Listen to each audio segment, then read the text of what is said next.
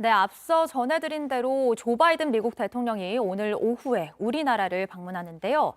회담 결과도 관심이지만 북한이 방문 기간 동안 핵실험이나 대륙간 탄도미사일 발사 등을 강행할지도 변수입니다. 아침엔 월드에서 이야기 나눠보겠습니다. 오늘도 국제외교연보 심층 취재 담당하는 안익은 기자 나왔습니다. 네, 그러니까 정보 당국에서는 여전히 핵실험을 하거나 미사일을 발사할 가능성이 있다고 보는 거죠? 네, 어제 국정원이 국회 정보위원회에 관련 보고를 했는데요. 그 보고 내용에 대한 설명부터 들어보겠습니다. 미사일은 코로나 시국이긴 하지만 발사 징후가 있다. 그리고 핵실험도 준비는 다 끝났고 타이밍만 보고 있다. 미 공군 정찰기 RC-135S 코브라볼도 어제 오키나와 기지를 출발해 동해로 이동하는 항적이 포착이 됐고, 통신 감청 기능을 맡는 RC-135V 리벳 조인트 정찰기도 강릉과 인천 상공을 왕복하는 항적이 포착됐습니다. 이 정찰기들은 원거리에서 탄도미사일 탐지와 추적이 가능합니다. 한미 정보당국은 북한이 액체 연료를 사용하는 화성 계열의 대륙간 탄도미사일을 발사하기 전 연료와 산화제를 주입해야 하는데 이런 작업도 끝난 것으로 보고 있습니다. 핵실험을 할 수 있는 풍계리 3번 갱도의 준비 작업도 다 마친 것으로 판단하고 있습니다.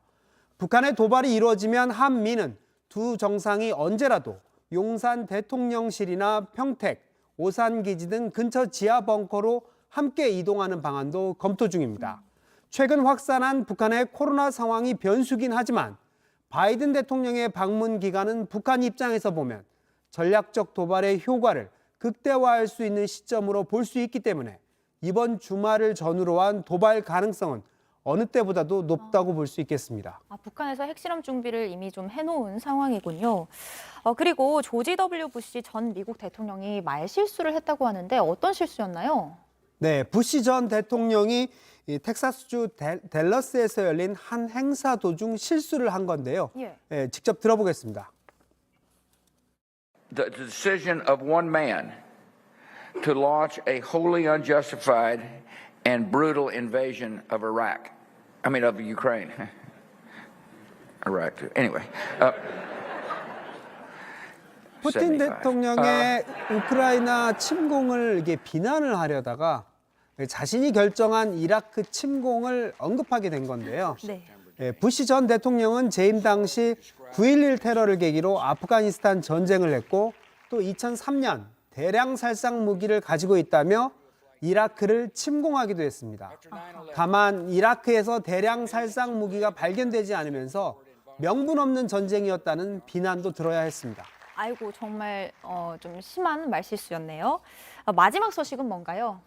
네, 우크라이나 전쟁에 참여해온 이근 전 대위가 작전 중 부상을 입어 조만간 귀국할 것으로 보입니다. 네. 이 전 대위가 현재 참여 중인 우크라이나의 외국인 의용병 부대인 국토방위군 국제여단은 우리의 친구 켄 리가 전장에서 부상을 입었다며 우크라이나 군의관의 치료는 받았지만 재활을 위해 귀국할 것이라고 소식을 전했습니다.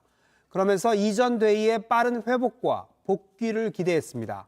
다만 이 전 대위는 귀국하면 곧바로 여권법 위반으로 처벌받을 가능성이 큽니다. 정부는 지난 2월 중순부터 우크라이나 여행을 금지했는데 이 씨는 이를 어기고 우크라이나에 들어가 여권법 위반 혐의로 이미 고발된 상태입니다.